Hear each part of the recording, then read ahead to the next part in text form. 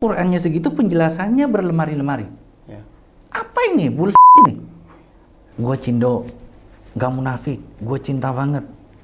Gila abis, gue cinta banget sama Indonesia. Saking cintanya sama Indonesia, gue gak bisa makan hamburger. Daripada Coca-Cola, wedang jahe, the best. Ronde. Nah, satu-satunya teori yang mengalahkan dari Kuan Im hanya di Islam. Dan aku nggak suka itu. Sampai detik ini pun, saya sudah nggak aktif, saya tidak mempunyai satu onggok pun kartu anggota. Padahal KTP saya dipakai untuk mendirikan. Dan saya di sana cuma kepengen saya difasilitasi dakwanya. Ternyata yang kebalikannya gue diboikot. Qurannya segitu, penjelasannya berlemari-lemari. Ya. Apa ini? Bullshit ini. Bahkan orang itu bikin buku udah hebat, dibilang apa? Sumbernya hanya berapa ayat dari buku ini, artinya dari Al-Quran. Ternyata begitu saya sudah menjadi Muslim.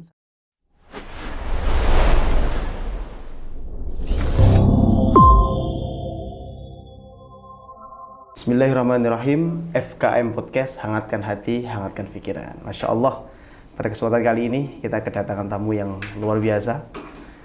Kohlo. Assalamualaikum. Waalaikumsalam warahmatullahi wabarakatuh. Sehat kabarnya Koh? Alhamdulillah sehat, sudah kenyang, sudah ngopi. Tinggal capeknya. Saya tempat terakhir nih. Tempat terakhir, dari berapa hari nih? Ini hari keempat. Hari keempat ya, muter-muter ya? Iya, muter-muter. Jadi hari ini terakhir, baru itu pulang Jakarta? Insya Allah, tapi belum beli tiket nih. Mau beli tiket habis ini. Oh, belum beli tiket? Belum, soalnya nggak tahu kan jadwalnya sampai jam berapa. Oh gitu, oke. Ya, Kohlo ini nama hijrahnya atau nama apa namanya? Nama apa Koh? Muslim. Nama muslimnya Muhammad Abdul Aziz. Nggih. Lebih suka dipanggil apa ini? Kohlo atau Koh Aziz? Dulu lebih dikenal Ko Muhammad Lo, tapi Muhammad Lo. kebelakangan ini lebih dikenal Ko Aziz Lo. Oh gitu? Ya. Jadi Koh Aziz Lo. Koh Aziz Lo Kalau atau ini Muhammad Koh siapa ini? Ini juga Aziz namanya Koh? Nggih. Saya. Chinese. Dia Cina. Cina. Lihat HP-nya, Cina. Oh gitu? Oh iya. HP-nya. Iya betul. Oke. Ya. Ya, bagi teman-teman, Kohlo ini seperti yang teman-teman lihat, ya beliau Chinese, ya. Jangan diragukan, matanya sipit. Jangan diragukan. Apalagi capek begini kelihatan sipit. Ya, tambah sipit, lebab ya. Tambah sipit. Sebab ya. Ya. Gitu. Gini kok, Kohlo ini kan berarti kan mu'alaf. Ya, Iya. mu'alaf tahun berapa ini kok? 91. Udah lama berarti. Lama. Udah dari 91. Itu Sudah bukan lama. umur berapa itu? Waktu umur antara 13-14. Oh, masih muda ya? Ya.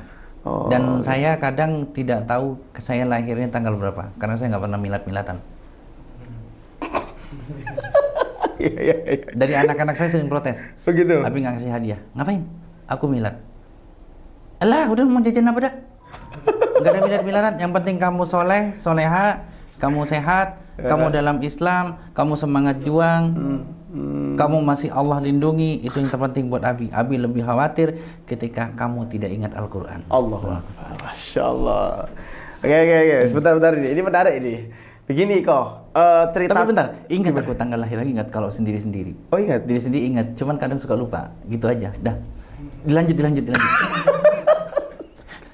Gini kok, cerita orang-orang mu'alaf itu kan macam-macam tuh. Yeah. Dan dengan landasan yang berbeda-beda. Yeah. Dan unik.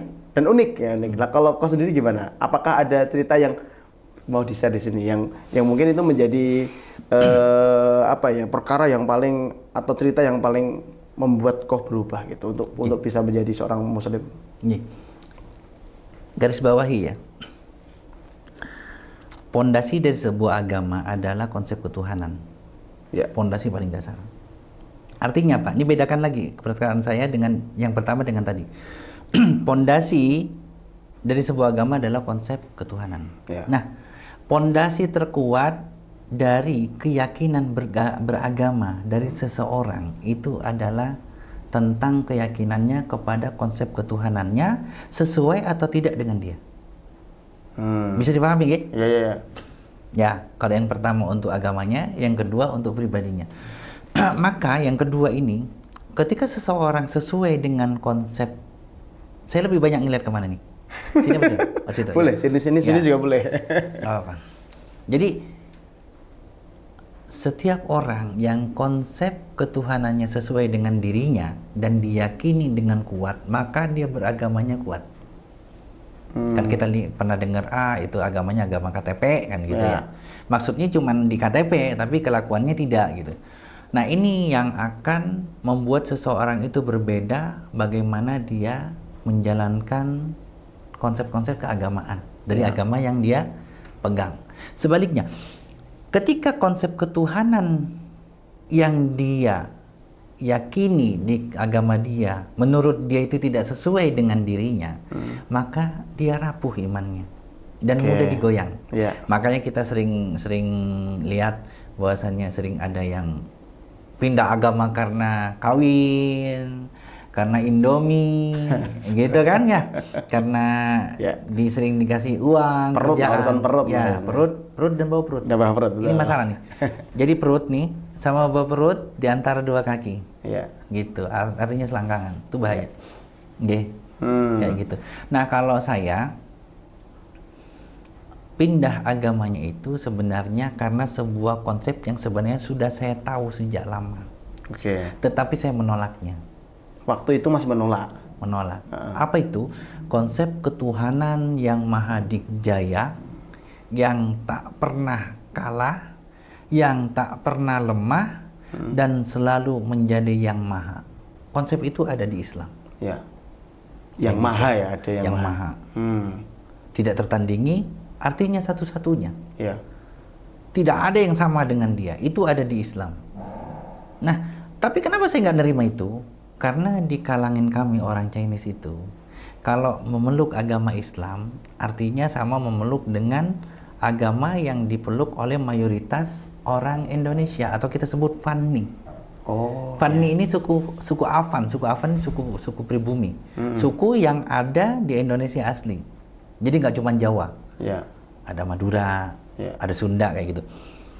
Image di kami nih sebenarnya tertanam jauh dari zaman sistem adu dombanya Belanda, di mana antara pribumi dengan Cina itu diadu. Kenapa diadu? Tahu nggak alasannya? Nggak tahu. Kenapa tuh? Dalam sejarah saya pengen tahu dan boleh kasih rekening, saya transfer 1 juta sekarang juga. Indonesia kapan pernah dijajah oleh Cina? Saya transfer. Ini langsung nggak? Enggak. Saya transfer langsung. Saya pegang HP. 1 juta. Yang tahu nyebut dan ada buktinya. Gak pernah. Orang Cina itu bahkan masuk, ada yang pembawa agama Islam. Cheng Ho. Ada Cheng Ho dan berbagai sejarah lah. Yang kita amini bersama adalah Cheng Ho. Banyak orang Cina juga yang ke Indonesia tidak beragama Islam. Tetapi intinya salah satu yang berperan terhadap penyebaran agama Islam di Indonesia adalah orang Cina, terutama Cheng Ho. Oke lah, kontroversi tentang Wali Songo keturunan Cina kita tutup di sini. Kita ambil Cheng Ho, wes, kaiso sampean mau kemana? Mau ngeles gimana nggak bisa? Kenapa? Cheng Ho sipit. Cheng Ho orang Cina. Jelas Cinanya jelas, gitu ya. Wes, tidak diragukan lagi gitu. Cina dan Muslim tidak diragukan lagi. Nah, orang Cina pada dasarnya cepat itu untuk beradaptasi dan bergaul dengan orang dimanapun dia ada. Ada sebuah istilah kata di kami ini, jika kamu bisa berbicara koi, dimanapun kau hidup. Kenapa? Engkau tinggal datang ke pecinan, kau ngomong di sana, aku orang Cina. Aku di sini mau numpang hidup, tolong tunjukkan aku cara berusaha. Dan rasa kesukuannya tinggi. Kayak gitu. Ada ungkapan di antara kami seperti itu. Oh gitu ya? Iya. Kalau anak sekarang saya nggak tahu, mungkin udah nggak ngerti kali. Kalau zaman-zamannya generasi saya masih dikasih tahu, lu bisa koi, lu kemanapun, ke ujung dunia, ke kutub utara pun, akan ketemu, sampai seperti itu. Sebentar, koi itu apa? Koh? Bahasa Mandarin? Tiongkok, Mandarin. Oh iya. Iya paham. Ni hao kong paham gak nih koi? gitu. Iya, oke. Jadi orang kalau orang Cina, maksudnya orang yang bisa bahasa Mandarin, kemanapun, ini khusus orang Cina. Khusus orang Cinanya. Lu bisa bahasa Cina, lu mau kemana lu pilih yang mau. Lu datengin pecinan, lu ngomong gua orang Cina. Akan diarahkan. Gua mau hidup di sini, akan dibantu semua. Oh, sampai segitunya ya? Ya udah lihat aja Yip Man yang keempat. Bukankah anaknya Yip Man dibantu? Ya. Oh. Datangnya kemana? Pecinan. Pecinan. Iya, Bruce Lee datang kemana? Pecinan. Pecinan. Pecinan. Dan itu berarti film itu dari kisah Gambaran. nyata, ya? Gambaran sekelumit dari kehidupannya. kisah nyata. Oh, begitu. Jadi seperti itu. Iya, iya, Dan iya. asobia tinggi, kesukuan tinggi. Kesukuan tinggi. Asobia juga. Artinya apa? Kita nih kaum naga. Kita hidup samudra yang begitu keras. Kita sendiri di sana dan kita mampu beradaptasi dan kita membentuk peradaban. Bahkan peradaban Cina itu lebih tinggi dari peradaban orang Indonesia. Iya. Kita akui Iya, iya, bersama, bukan merendahkan ya. Di Cina itu sudah memakai baju yang beraneka ragam, sedangkan di Indonesia masih ini apa zaman kerajaan tuh masih segini kan, Bajunya itu aja, masih ya. ada emas gitu. Iya. Orang Cina sudah berpakaian lengkap. Bahkan ketika Islam masuk itu nggak susah-susah, tinggal tambahin kerudung selesai. Oke. Orang lakinya itu udah nggak usah susah. Itu semua aurat udah tertutup di sana. Gitu. Ya, baju tinggal ya. koko. Tapi masalahnya kan, kenapa baju kayak gini disebut baju koko? Itu ada sejarah ya kok? Itu sudah kontroversi sama sama kayak apa Wali Songo itu berasal dari Cina. Sudah nggak usah bahas itu. Yang Oke. kalau bahas itu kan nanti waktu podcastnya bisa 10 jam nih. Siap. Gitu. Oke, tadi Kohlo menyinggung tentang masalah dakwah asobia, dakwah apa itu namanya kesukuan. Nah, sedangkan Kohlo sendiri salah satu di antara pendiri atau TMI itu. Tionghoa Muslim Inspiration. Tionghoa Muslim Inspiration, pendiri. Pendiri. Foundernya, oke. Termasuk SMI. SMI Sekolah itu tadinya program. Karena program itu bagus, maka saya berinisiatif dijadikan sebuah divisi khusus. Ini TMI dulu atau? TMI dong. Oh, TMI dulu. TMI. Oke. SMI ini divisi pendidikan. Jadi kalau mau buka sudah langsung SMI. Oh, berarti nggak perlu buka TMI mana gitu? Ya perlu. Enggak, maksudnya kalau enggak. Kalau khusus sekolah berarti langsung enggak aja usah, gitu. Enggak usah. Iya, oke. Tinggal kerjasama saja dengan SMI jika sesuai kurikulum dan persyaratan yang ada. Kayak gitu. Kalau tidak mau menjalankan kurikulum secara plek gimana kok? Terus persyaratannya nggak bisa plek kami nih, ada kurang. Ya sudah, berarti kerjasamanya dengan TMI. Kita akan bentuk juga gitu. sekolah mualaf, tetapi dengan kurikulum yang akan kita sesuaikan. Kalau SMI gak ada ganggu gugat. Berarti sudah paten tuh. Mau pakai nama SMI, kurikulum harus sama. Oh. Termasuk sistemnya, pembiayaan, dan kita semua gratis, termasuk apa yang kita kasih terhadap mualaf. Saya nih ketua umum, saya mau kirim 120 Quran terjemah. Kata kepala sekolah SMI, nggak usah, nggak jadi. Nih pendiri. Padahal pendiri tuh. Pendiri. Ya sudah, hormati. Oh, gitu ya. Hormati saja gitu. Kenapa? Enggak, kami punya tahapan. Ya sudah. Berarti nanti cegah dulu gitu. Quran terjemah cegah dulu. Butuhnya apa? Butuhnya kitab ini, alihkan. Butuhnya apa? Beras, alihkan ke sana gitu. Oh, gitu, gitu. ya. Berarti kan karena memang yang tahu yang mereka yang di bawah kan, yang di SMI langsung kan. Sebentar, ada yang miss tadi. Saya ingat insya Allah. Pertama itu tentang bagaimana saya masuk Islam. Kedua itu bagaimana dakwah kabilah, bukan asobia ya. Asobia itu fanatik kesukuan. Oh iya, Kalau kabilah ya, itu bener. kesukuan, dakwah kesukuan. Iya. Jadi suku tertentu. Pertama, saya masuk Islam dengan pondasi ketuhanan, di mana saya menginginkan ketuhanan yang maha tadi, ingat. Tapi hanya saya temukan di Islam, yang mana saya itu benci Islam, yang mana berawal dari sistem adu domba. Kenapa harus diadu domba antara orang Cina dengan orang ini, dengan orang pribumi? Orang Cina ini berdagang, dia nggak ngejajah. Iya. Berdagang, dan mereka lebih mengedepankan sistem yang dibentuk di dalam Al-Quran, yaitu apa? A'udzubillahi minasyaitonirrajim, wala tukhsirul mizan, jangan kurangi timbangan. Jujur. Jadi otomatis mereka bagus gitu. Kemudian diadu domba oleh Belanda, tuh lihat mereka datang ke sini ngerampok harta kalian, kemudian mendirikan gedung yang tinggi, dan mereka eksklusif. Padahal mereka mendirikan gedung tinggi karena Belanda ngomong gini, lihat yang nyolong siapa, yang ngerampok siapa, yang ngutang siapa. Lu susah-susah cari duit, ternyata dirampok mereka. Itu habis. Itu propagandanya Belanda itu. Oke. Sistem adu domba. Gitu. Mau tahu jelasnya nanti di next episode ya. Oh ya gitu. Saya akan bongkar bagaimana Belanda menghabisi para pedagang Cina yang hendak menolong orang-orang pribumi dihabisi. Hmm. Habis sama sekali. Habis. Habis, tak bersisa satupun. Wow. Saya akan bongkar itu. Tapi nanti, Tapi suatu nanti, saat. ya, oke. Coba, soalnya butuh data. Nah, ketika saya di Konghucu, saya mengenal sosok namanya Dewi Kuan Im. Dan Kuang Im. Seorang wanita, sakti, mandraguna, gitu kan. Naca saja yang digambarkan itu rodanya aja roda api. Ah. Itu dikepret aja udah diem. Dan Oke. luar biasanya, dengan lemah lembutnya, Naca itu jadi pengikutnya Dewi Kuan Im. Dewi Kuan Im yang kita dengar di mana ya, kayak di film apa ya? Ha-ha. Sun Gokong ya? Iya. Kalau saya sudah, maksudnya familiar gitu loh dengan nama itu. Sun Gokong. Sun Gokong bener ya? Iya, Ya. Sun Gokong.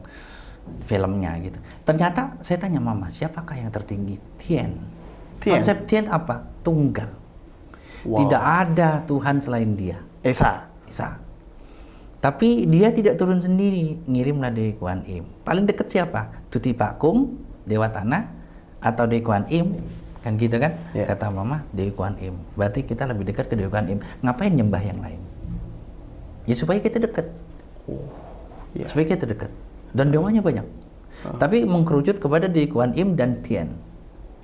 Dewi Kuan Im dan Tien. Mm-mm. Oke, Esa. Tapi ternyata yang paling berfungsi ini adalah seorang wanita. Saya nggak mau. Oh, iya ya. Nggak mau. Kenapa? Karena di mana-mana raja itu adalah laki-laki. Laki-laki. Ya. Itu Makanya bisa- saya bingung iya. dengan sebuah toko bernama Raja Susu. Seorang raja nggak ngeluarin susu. Harusnya Ratu Susu. Iya lagi. Intermezzo. Iya. Intermezzo. Ya, nah itu. Kemudian saya pindah agama ke Protestan karena harus dapat nilai. Karena nggak ada, waktu itu Konghucu tidak diakui. Oh, pindah dulu ke Protestan? Katolik dulu dikasih tahu Katolik dulu, tapi saya nggak nyangkut di Katolik. Oh gitu. Karena kenapa Katolik? Kenapa? Katolik ini adalah agama yang paling banyak pendekatannya dengan Konghucu. Punya satu sosok bernama Bunda Maria. Apakah Protestan nggak punya? Punya, cuman Katolik mengedepankan itu. Maka banyaklah di antara kami ini, terutama yang wanita, masuk ke Santa Maria. Hmm. Generasi yang lahir tahun 60, 70, 80, itu rata-rata tahunya apa? Santa Maria. Katolik. Ya. Gitu. Tahun 80 kesinian baru Protestan kejar. Cepet ngejarnya. Iya, iya. Satu yang mereka paham dari, kalau kita bilang fikih dakwah kalau Islam ya. Dakwahnya mereka, trik-trik dakwahnya adalah mereka membiarkan orang Cina makan babi. Hanya kelompok tertentu, denom tertentu dari Kristen yang melarang, terus membiarkan mereka pai-pai. Membiarkan mereka melakukan penyembahan terhadap dewa-dewanya. Tetapi harus nyembah Tuhan Yesus. Harus ngikutin Bunda Maria. Kayak gitu. Nah, Iya. cici saya Katolik, saya Protestan. Beda. Masuk ke gereja. Itu siapa? Biasa kan? Anak jelang remaja. Dari jelang remaja saya, belum remaja. Itu Tuhan Yesus. Di depan dia megang domba, anak domba digendong. Sebelahnya banyak anak-anak. Ada Maria Magdalena di situ. Tahu siapa Maria dan Maria Magdalena? Enggak tahu.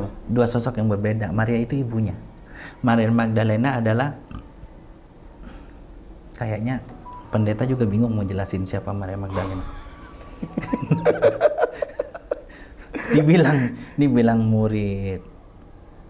Pokoknya bingung dah pokoknya. Rumit lah ya. Nanti ada sesi lain Iya, tentang iya. Maria Magdalena siapa itu. Yang jelas di situ ada situ. Saya pikir, kenapa di foto lainnya, di gambar lain, Yesus itu kepalanya berdarah. Oh, itu untuk menebus dosa kita. Menebus dosa. Dia siapa? Tuhan. Ngapain Tuhan berdarah? Gua lihat Superman nggak pernah mati. Kecuali tahun 2000-an sekian ada film Superman, dan ampun, Iya. pemain utama mati walaupun bangkit lagi ya. Iya, betul. Film itu kan ya. Jangan-jangan inspirasinya dari Yesus. Filmnya digarap 2 kali. Pertama gagal, digarap lagi. Revisi. Revisinya karena matinya itu kali. Enggak, Oh, memang revisi. Revisi. Iya, Jadi ada sesuatu yang kurang gitu. Saya nonton dua-duanya gitu. Saya senang sampai sekarang film action senang. Gini kok, saya penasaran, mohon maaf saya potong. Di umur semuda itu, kok bisa sekritis itu untuk memahami konsep ketuhanan? Apakah memang sudah ada teman-teman atau lingkupan yang sudah mengajak kita untuk berpikir waktu itu kok? Oke, saya balik tanya. Pintar itu genetis apa melalui perjuangan belajar? Ya bisa genetik tapi perlu belajar juga untuk Enggak. Enggak ya? Jawab salah satu, saya nggak mau dua. Salah sendiri ngundang saya kan ya. Lah, saya kan orang hantam kromo. Walaupun Ustadz saya tanya kayak gitu. Menurut antum genetis atau belajar? Pinter ya? Pinter. Belajar. Kalau saya belajar. Belajar? Iya. Serius? Iya. Serius karena belajar? Iya. Serius? Bukan Iya, karena iya. genetis? Iya. Terserah, itu terserah antum. Iya. Saya tidak menyalahkan, tidak membenarkan. Iya. Tapi kalau konsep saya antum ada agak salah. Pintar itu genetis. Kemudian diasah menjadi lebih pintar. Jangan dari ibu doang. Maksudnya diasah itu kan dengan belajar kan kok? Enggak, pokok dari atasnya. Oh, Dari dasar. bapak ibu, Oh, bukan ya. dari ibu doang. Itu kan penelitian. Pokoknya dari orang tua. Nanti bahasanya jadi 10 jam lagi nanti genetis ini. Intinya gini, nanti silakan baca sendiri. Oh kok Aziz ngawur, wis baca, aku dari baca kok ngomong begini, aku pakai data kok. Tenang aja, ya. Belajar begini, berarti. begitu itu pakai data. Iya. Itu genetis. Oh genetis ya? Ya. Ah. Orang yang genetisnya kurang pintar, ya. Sampean kasih belajar gimana? Bener lebih pintar, tapi nggak wah gitu loh. Mentok gitu ya? Ye. Tapi yang genetis ini kadang dia bisa belajar sendiri. Mau contoh? Yang menemukan Tuhan Nabi siapa? Ngelihat matahari, ngelihat bulan. Nabi Ibrahim. Nabi Ibrahim. Apakah belajar? Dari mana belajar? Dari Maaf, anak Ibrahim 1 tambah 1 2. Tulisan 1 begini. Nah, apakah begitu? Di Ya, dalam enggak. gua, Rek. Di dalam gua, Rek. Nggak cuma Nabi Muhammad keluar gua kemudian menjadi nabi. Nabi Ibrahim pun keluar gua jadi nabi. Tidak jadi Tuhan ya. Ingat. Nabi Ibrahim, Nabi Muhammad keluar gua jadi nabi. Tidak Ya. jadi Tuhan. Jadi jangan pernah ngeledek. Oh Nabi Muhammad keluar gua jadi nabi. Jangan. Kenapa? Sebab ada yang keluar dari gua jadi Tuhan. Nggak bahasin lagi. Jadi 11 jam nanti. Jadi pintar itu lebih ke genetis dulu, baru Oke. nanti diasah jadi lebih pintar. Contohnya apa? Antum adakan 2 orang yang genetisnya pintar, genetisnya biasa. Silahkan coba 10 tahun lagi kasih tahu saya ya. Antum didik yang sama, masuk sama, makan sama, tidur sama. Buktikan kata-kata saya, insya Allah yang genetisnya lebih pintar itu akan lebih cepat. Ya, kalau itu saya sepakat. Genetis.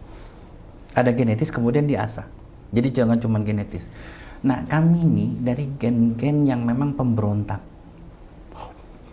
Kami nggak puas ketika tahu sesuatu dan kami nggak ngerti. Harus ini ya, kritis ya. Kalau orang bilang anak kecil jangan diajarin apa-apa, harus ya jangan keras-keras. Ya, ya.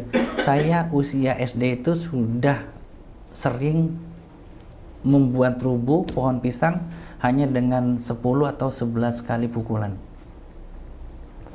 Iya. Beruntungnya secara fisik, Bro. Iya fisik. Latihannya. Bahkan di antara teman itu ada yang muntah darah. Oh gitu? Dan ternyata apa? Kita mau bisa break the limit. Artinya apa? Anak-anak seusia saya, usia 8, 6, itu kan juga sudah banyak kan tanya, kenapa begini, kenapa begitu. Bahkan di YouTube kan, ketika Yesus mulai besar, Yesus mempelajari tentang Tuhan. Terus anak kecil ngomong, Yesus Tuhan? Kenapa Yesus mempelajari Tuhan jika dia Tuhan? Ada kan YouTube-nya kan? Umur berapa itu? Genetis kritisnya. Oke. Nah seperti itu. Saya sudah kritis itu. Makanya ketika ngelihat, pintar saya motong host kan. Hostnya kalah sama bintang tamu. Jadi ketika ngelihat itu, saya pikir gini, Rek, aku tuh punya Dewi itu loh ya, nggak terkalahkan. Satu-satunya teori yang mengalahkan Dewi Kuan Im hanya di Islam. Dan aku nggak suka itu. Artinya teori tertinggi dari dewa, dewi, dan Tuhan adalah Dewi Kuan Im. Nggak pernah mati. Ini Tuhanku berdarah, ini benar nih, ini Tuhan. Tapi lama-lama didoktrinkan kita. Jika itu sesuai dengan dirimu, maka lakukanlah dan haleluya pujilah Tuhan. Ya. Jika itu tidak sesuai dengan dirimu, tetap lakukan haleluya puji Tuhan. Nggak ada pilihan. lama menerima lah. Gitu ya? Lama-lama nerima, oh iya Ya, berarti ya, dia ya. harus ini. Walaupun dalam hati, ngapain harus mati sih? Ngapain harus mati sih? Tuhan loh, ngapain sih ngampunin dosa orang harus mati dulu? Sedangkan dia ketika disalib bisa ngampunin orang sebelah kanan. Ya. Terbukti tanpa mati bisa ngampuni. Engkau masuk surga, ngapain harus mati? Itu pikirnya. Nah, ketika debat itu masalah itu, kenapa Yesus harus mati? Gitu. Dan ketika mati saya ditanya, ketika saya debat, ini ceritanya sudah mau masuk Islam, udah berapa ini di gereja mau masuk Islam, debatkan dengan kakak saya. Kata kakak saya, kenapa Yesus harus mati? Nebus dosa. Ngapain harus nebus dosa, harus mati ketika dia bisa mengampuni orang yang disalib di kanannya masuk surga, sebelah kirinya masuk neraka. Artinya bisa ngampuni, bisa menentukan. Buat apa dia disalib? Dan kalau dia bisa menentukan itu, ngapain dia harus disalib dan mati dan tidak berdaya ketika disalib? Bahkan saking tak berdaya dia berkata apa? Eli, Eli lama sabachthani. Bahasa Ibrani. Apa itu artinya itu? Bahasanya Yesus. Ini bahasa ini menimbulkan pertanyaan lagi nih. Bisa nambah 12 jam nih. Apa? Kenapa Bible berbahasa Romawi bukan bahasa Ibrani atau Aramaik? Bahasa aslinya Yesus. Ya gitu. Ya itu, nanti bisa 12 jam, 13 jam. Jadi seperti itu. Sedangkan perkataan Yesus, Eli, Eli lama sabachthani, ini adalah bahasa dia, bukan bahasa Romawi. Artinya apa? Tuhan, Tuhan, kenapa engkau tinggalkan aku? Sederhana ya. Ya. Tuhan teriak, Tuhan, Tuhan, kenapa engkau tinggalkan Tuhan aku? teriak Tuhan. Saya terjemahkan baik-baik ya. Ya. Karena di Bible itu sudah pakai bahasa Indonesia, kearifan lokal. LAI itu sangat pandai sehingga semuanya itu bisa diwakili oleh bahasa Indonesia. Ya. Bahkan bahasa tertentu itu pun sudah diklaim itu sudah mewakili 100% dari apa yang disampaikan di Bible aslinya. Bahkan di kodeks-kodeksnya. Tahu kodeks? Apa itu? Manuskrip.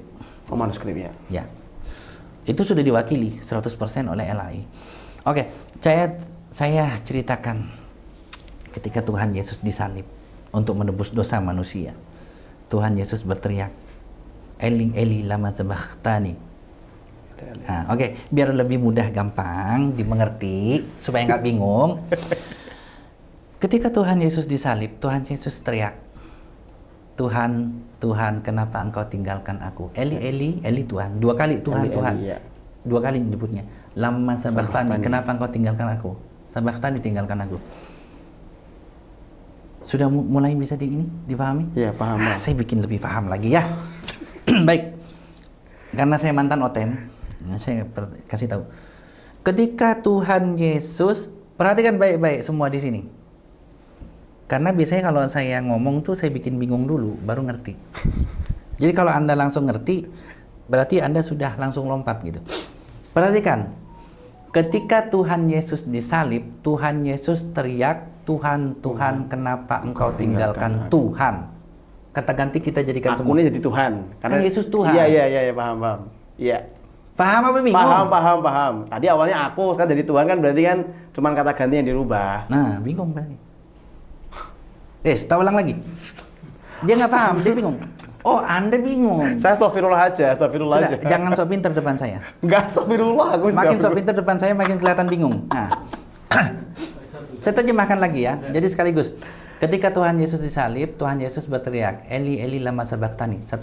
Kedua, ketika Tuhan Yesus itu disalib, Tuhan Yesus teriak, Tuhan, Tuhan, kenapa engkau tinggalkan aku? Biar mudah dipahami, saya terjemahkan semua. Ketika Tuhan Yesus disalib, Tuhan Yesus teriak, Tuhan, Tuhan, kenapa engkau tinggalkan Tuhan? Ngerti? Bingung? Bagus. Gak usah kita bahas. Gak usah kita bahas. Ini bukan lelucon ini. Iya, astagfirullah. Ya Allah. Ini bukan lelucon, ini beneran. Iya kan? Lama sabachthani. Yang ngomong lama sabachthani siapa? Yesus. Yesus siapa? Tuhan. Yang bilang, kenapa engkau tinggalkan aku siapa? Tuhan. Artinya, Tuhan teriak, kenapa engkau tinggalkan Tuhan? Iya. Ngerti? Udah, jangan dibahas. Wes. Kemudian yang dibahas lagi apa? Tentang Maria. Siapa Maria, siapa Maryam? Siapa Yesus, siapa Isa? Oh ya. G. Di Semarang ada gereja Isa Al-Masih, artinya Yesus adalah Isa. Siapa yang ngomong? Oh, Protestan sama gereja Isa Al-Masih. Di Aku Semarang ada ya? fotonya. Di Semarang? Ye, kemarin baru tak foto.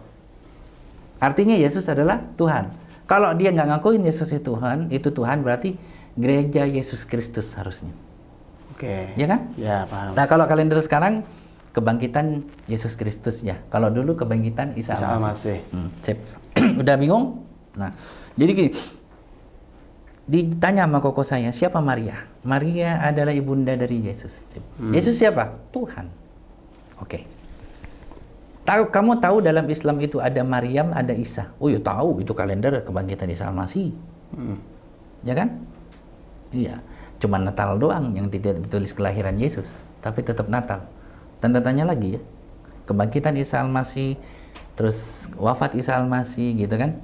Tapi ditulis Natal 25 Desember. Kenapa bukan kelahiran Isa Al-Masih atau kelahiran Yesus? Nah, udah jangan dibahas lagi nih.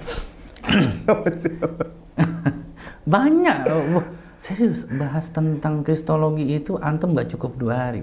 Ya. Dari konsep ketuhanan saja. Apalagi yang genetisnya memang harus yang kritis baru bisa ngerti. Oke. Ya, kalau nggak kritis berarti ya harus belajar kritis. Karena kenapa? Yang genetis, yang tidak kritis bisa dilatih belajar untuk kritis. Nah, itu Anda setuju. Harus belajar. Nah, ditanyakan, saya bilang apa sih perbedaan yang kamu pengen? Saya debat dengan kakak saya. Gini loh, itu ada bedanya. Saya bilang nggak ada bedanya. Sama. Oh beda? Enggak. Beda? Enggak. Beda? Enggak. Apa bedanya? Saya bilang. Yesus siapa? Tuhan. Maria siapa? Ibunya Tuhan. Ya.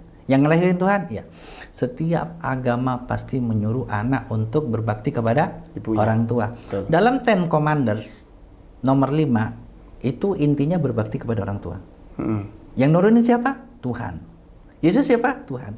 Berarti aturan Tuhan. Berarti Yesus sebagai anak harus berbakti kepada Maria. Setuju? Setuju. Yesus siapa? Tuhan. Ya, saya sederhanakan. Tuhan berbakti kepada Maria. Maria siapa? Ibunya Yesus. Bukan. Tuhan apa makhluk? Makhluk. Oke, saya sederhanakan. Berarti Tuhan Yesus berbakti kepada makhluk ciptaannya bernama Maria. Yang mengandung dia, melahirkan dia. Sip. Bingung? Oke. Berarti intinya dari dari pertanyaan pertama tadi tentang masalah landasan kenapa bisa berpikir sekritis itu, alasannya karena itu. Tahu masalahnya di mana? Di kebingungan kan? Masalahnya di mana? Bagaimana pencipta alam ini harus berbakti kepada ciptaannya? Stop. Maria siapa? Ibunya Yesus. Yesus siapa? Tuhan. Setiap Tuhan pasti menyuruh hambanya menyembah dia. Dalam Islam, fa'budni. Betul? Ya. Fa'lam anna innani annallah. Sesungguhnya ini aku adalah Allah. La ilaha illa anni. Ya. Gimana Ustaz? Bunyinya Ustaz? Ayatnya Ustaz? Fa'lam. Saking bingungnya lupa. Saya mikir tadi loh yang saya lupa. Bayangin, husnuzon lupa. Saking bingungnya karena saya bicara apa sedang mikir. Saya belum selesai udah dipotong soalnya. Makanya kalau ngundang saya bingung. Benar serius. Saya nggak sombong. Setiap orang ngundang saya pasti bingung. Dan alhamdulillah karena bingung, hampir 100% itu nggak ada yang nggak konsentrasi. Terus jadi nggak bingung? Nggak jamin. Iya, paham. Nggak jamin, tapi minimal mereka paham gitu. Nah, setiap Tuhan pasti harus disembah oleh makhluknya. Setuju? Setuju. Dewi saja disembah oleh kita. Betul? Betul. Yeah. Dewi Kuan Im. Berarti Maria menyembah Tuhannya. Tuhannya siapa? Yesus. Maria menyembah Yesus. Pikiran nggak sih? Oke, Yesus sudah di luar disembah, bolehlah ada di luar. Yesus di perutnya gimana nyembahnya? Oh ya, karena ada di dalam perutnya Maria. Maria itu wanita paling bijak, wanita paling taat, wanita paling suci. Artinya apa? Dia selalu menyembah Tuhan. Padahal Tuhannya masih di perutnya. Ya udah jangan dibahas. Bingung juga gue cara nyembahnya. Sip. Terus saya bilang apa bedanya dengan ini, dengan konsep di Islam? Konsep di Islam itu sederhana. Maryam adalah Maria, Maria adalah Maryam, Yesus adalah Isa, Isa adalah Yesus. Kan sama saya bilang, apa masalahnya? Oh beda. Sama saya bilang. Beda. Apa bedanya? Beda gini. Maryam adalah ibu dari seorang nabi karena Isa ini adalah nabi. Nabi. Ya kan sama sih bilang. Oh beda. Nabi itu nggak perlu disembah, dia bukan Tuhan. Oke. Ayo apa masalahnya lagi saya bilang. Ayo apa gitu. Ayo apa? Gini. Ketika Maryam melahirkan melahirkan Isa. Isa itu konsepnya nabi. Ya. Dia nggak perlu disembah, tapi dia punya syariat atau agama yang dia bawa, aturan agama. Nah, sedangkan Maryam adalah tetap wanita suci yang taat kepada Tuhan. Tuhannya siapa? Tuhannya Yesus dan Maria. Oke. Paham ya kok? Sini Ya, gampang ini. paham. Kok ini gampang? Sistem Islam paling gampang difahami. Kalau nggak paham, jitak aja biar paham. Artinya ngelamun. Oke. Nah, di sini Maryam tidak perlu menyembah Yesus, Ya. menyembah Isa. Kenapa? Karena bukan Tuhan, tapi Nabi. Tapi Maryam boleh ikut agama yang dibawa oleh Isa. Isa. Ngerti ya. Sebaliknya Isa setinggi-tingginya derajatnya adalah Nabi. Yang namanya Nabi itu manusia. Yang namanya Rasul, Ar-Rasul, Ar-Rijal, pengertiannya Ar-Rijalu Al-Mustafa Minallah. Rasul apa atau Nabi adalah Ar-Rijal, laki-laki, seorang laki-laki Al-Mustafa yang dipilih oleh Allah. Kok gue lancar banget sih? Enggak ada gini, gue dulu belum tahu. Dah, salah. Saya sesuaikan dengan waktu itu cara ngomongnya. Ya, ini terlalu tinggi sudah. Nanti disangka bohong saya. Ya, oke. Gitu. Saya sesuaikan bahasanya dengan tadi. Tapi saya jelasin dulu. Ar-Rijalu Al-Mustafa Minallah. Ada laki-laki terpilih, the chosen one, yang dipilih oleh Allah, yang milih Allah. Itu pengertian Nabi atau Rasul. Artinya dipilih. Kata koko saya, Nabi itu adalah laki-laki yang oleh Tuhan itu dipilih untuk meneruskan ajaran. Supaya manusia taat kepada ajarannya. Nah, setinggi-tingginya itu dia tetap laki-laki manusia biasa. Jadi dia boleh berbakti sama ibunya. Dan Nabi Muhammad pun berbakti sama ibunya. Gitu. Dan Nabi Muhammad pun datang ke kuburan ibunya dan datang ke kuburan ayahnya. Ya. Nah, tentang di sana berdoa enggaknya jangan dibahas lagi. Panjang Sudah lagi. nambah lagi. 14 jam nanti. Ya, repot. Nah, itu dia ceritanya. Jadi intinya dalam Islam sinkron. Kalau dalam Kristen ini bingung. Maria mau nyembah Yesus apa mau nyembah Allah? Karena sama-sama Tuhan. Wes, jangan ngeyel. Doktrin sekarang baru yang bilang Tuhan Kyrios dan Theos sama ya. Doktrin dulu nggak ada. Dah wes, jangan ngeyel. Nah, seperti itu. Kita masih doktrin yang murni waktu itu. Nah, sedangkan dalam Islam Maryam dengan Isa bisa beribadah bareng. Sesuai yang diajarkan oleh Isa. Kenapa? Karena Isa ini yang menerima syariat. Dia ngajarin ke ibunya boleh. Yuk Bu, beribadah nyembah Allah bareng misal gitu. Kenapa? Karena dalam surat Maryam, surat 19 ayat 30 apa kata Isa? A'udzubillahi minasyaitonirrajim. Qala inni Abdullah ataniyal kitab wa ja'alani nabiyya. Ya. Kata Nabi Isa, berkata Nabi Isa, ya aku ini hamba Allah, bukan Allah, hamba. Ya, adaniyal kitab, diberikan amanah kepadaku, diturunkan kepadaku untuk disampaikan sebuah kitab. Apa itu? Al-Injil. Injil. Terus apa katanya? Wa ja'alani nabiyya, dan dijadikanlah aku ini seorang nabi. Bagi siapa? Maka kata Yesus, sesungguhnya dalam Bible aku ini diutus untuk domba-domba tersesat dari Bani Israel. Laisa Bani Jawi, laisa Bani Padang, laisa Bani Sunda.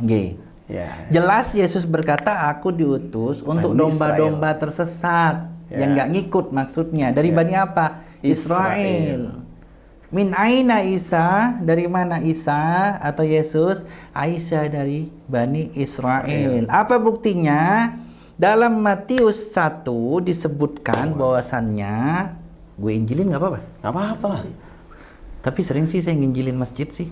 Nggak apa-apa. Dalam Matius 1 dijelaskan di ujung-ujung Yesus anak Maria, anak Yusuf tukang kayu yang merupakan suami Maria. Yusuf adalah anak Daud, putra Daud. Gitu. Itu di Matius tadi ya? Di Matius. Oke. Disebutkan seperti itu. Daud siapa? Daud adalah Bani Israel, anak Yakub. Sebelum Daud siapa? Salomo. Kenapa saya bilang Salomo? Karena kenapa? Istri Nabi kita itu belasan.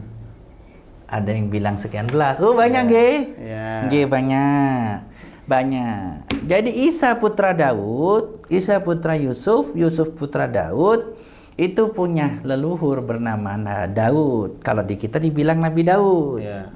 Kalau di dalam Kristen dibilangnya Raja King Daud. King Daud. Istrinya sedikit. Satu. Istrinya satu. Ya. 100 kurang 1.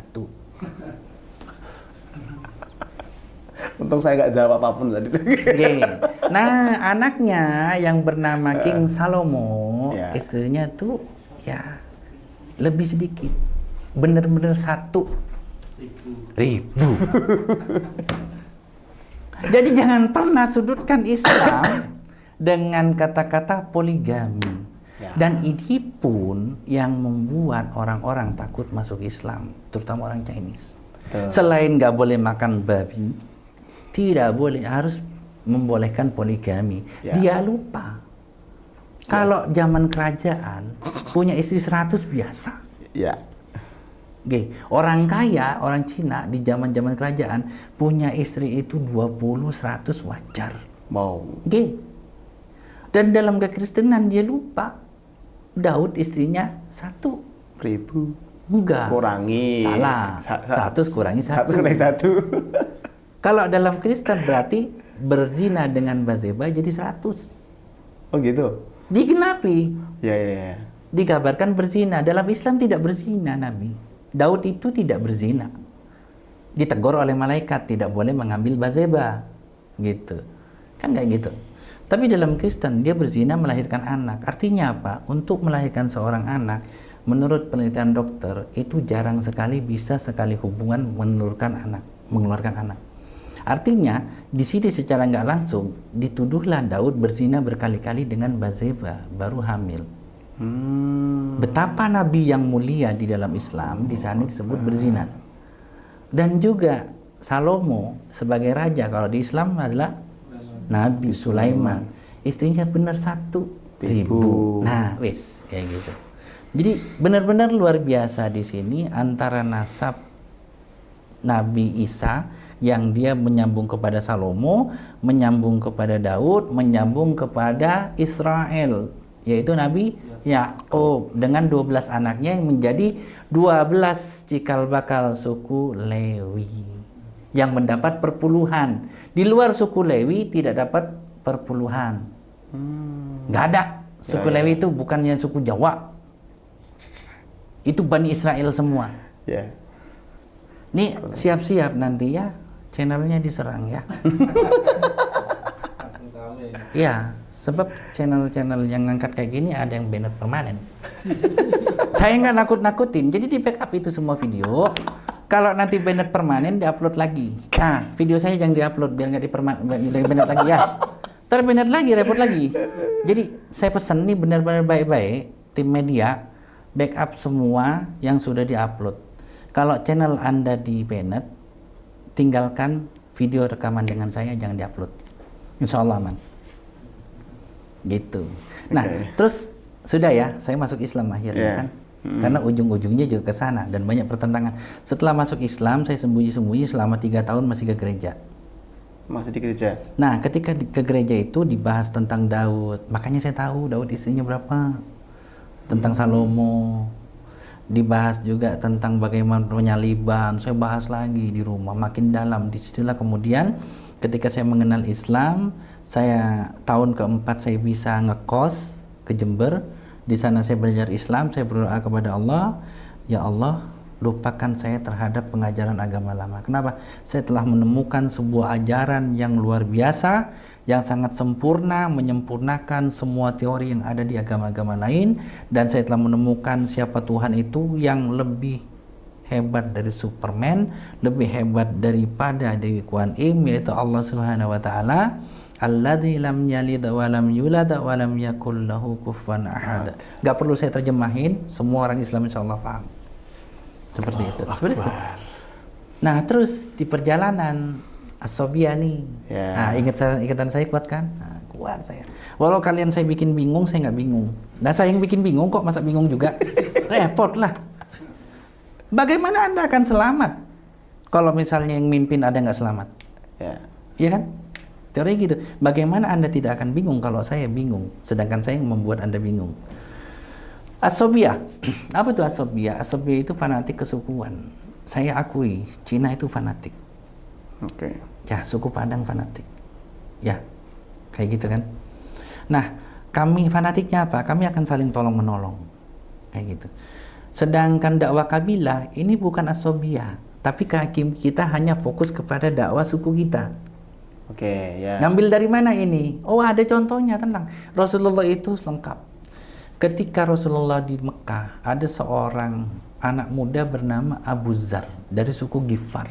Ya, maka sebut Abu Zar Al-Ghifari. Dia bersyahadat. Teriak di depan Ka'bah. Asyhadu an la ilaha illallah wa asyhadu anna Muhammadar Rasulullah, digebukin. Begitu mau mati, sudah berkecap-kecap merah, ada yang ngenalin, jangan dibunuh, dia suku Ghifar. Apa hubungannya? Hubungannya dengan surat Al-Quraisy. Bismillahirrahmanirrahim. Li ilafi Quraisy ila fihim rihlatas sita was-saif, berjalan di antara dua musim. Salah satunya melewati suku Ghifar. Kalau ini mati, bahaya itu. Suku Quraisy bahaya. Suku Ghifar itu tukang rampok. Kalau kau lewat di depan suku Ghifar, dia mati, nggak cuman hartamu yang diambil, nyawamu pun diambil. Akhirnya dilepas. Selesai, teriak, udah bisa berdiri, jalan, tertatih, teriak lagi. Asyhadu an la ilaha illallah wa asyhadu anna Muhammadar Rasulullah. Ya Bani Quraisy, saksikan. Syahadat. Gebukin lagi, prapret. Mau pingsan, udah pingsan, tahan lagi. Dibawa lagi oleh sahabat, bawa ke Rasul. Akhir kata Rasul setelah kejadian berapa kali, nanti dibaca ya berapa kali seperti itu supaya ingat, jangan saya ngasih tahu. Jadi kata Rasul, ya Abu Zar, pulanglah ke suku, berdakwah di sana. Singkat cerita, Rasulullah sudah ke Madinah. Abu Zar datang dengan rombongannya. Penduduk Madinah takut. Kenapa? Karena ada isu mau diserang. Sama orang Quraisy. Oh, orang Quraisy. Akhirnya ada satu orang yang naik ke atas pohon kurma. Pohon kurma bukan pohon Natal. Ingat, karena padang pasir. Termasuk lahirnya Yesus juga di bawah pohon kurma.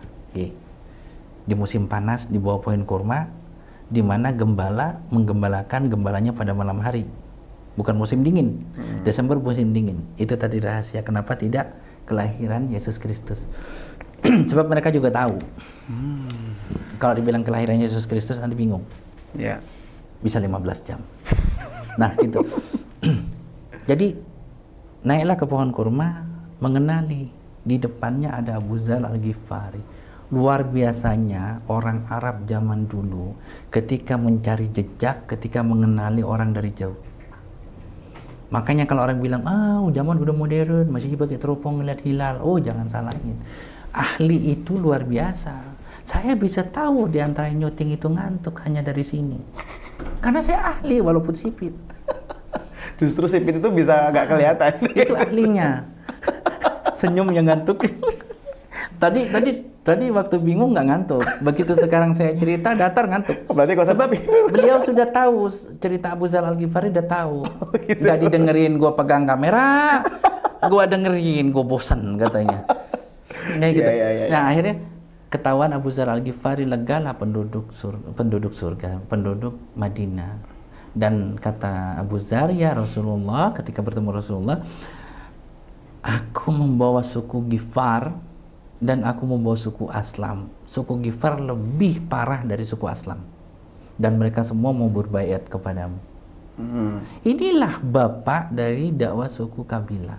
Paham, ya. Ya. Apa keunggulan dari dakwah kabilah?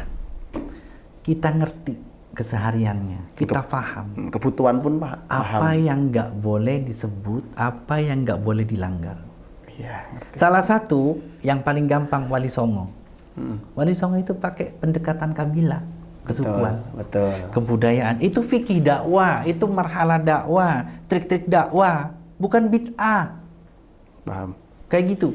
Ya. Bukan bid'ah itu. Itu trik dakwah, maka belajar fikih dakwah. Sebelum Anda menghakimi orang itu bid'ah, belajarlah fikih dakwah sampai tuntas. Baru silakan hakimi. Kayak gitu. Nah, seperti itu. Nah, saya berpikir gini, saya sudah jadi orang Islam, saya nggak mau soleh sendiri. Ya. Harus muslih juga kan? Nggak mau. Sebab ada di salah satu doa saya, tadi kan minta dilupakan agak ajaran yang lama. Saya memilih Islam, sudah nemu yang terbaik. Kenapa saya harus memikirkan yang lain? Tapi namanya dasarnya udah ngalamin, piye? Kan gitu. Ya tetap aja ingat. Kan gitu. Ya udah, akhirnya saya berdoa salah satu itu. Terus yang 3 rangkaian yang saya berdoa masih ingat, ya Allah, nikahkan saya dengan anak yatim. Tuh, apa hubungannya nih? Wadah, hubungannya ada, tenang aja. Nanti dulu. Ada. Sabar. Penonton Indonesia nggak sabaran nih. Ih, jangan di skip. Ya. Biar bingung. Kalau di skip tambah bingung lagi. Ya. Nikahkan saya dengan seorang anak yatim. Wanita yatim piatu atau yatim piatu yang nggak punya harta. Kalaupun dapat warisan itu nggak bisa jadikan rumah.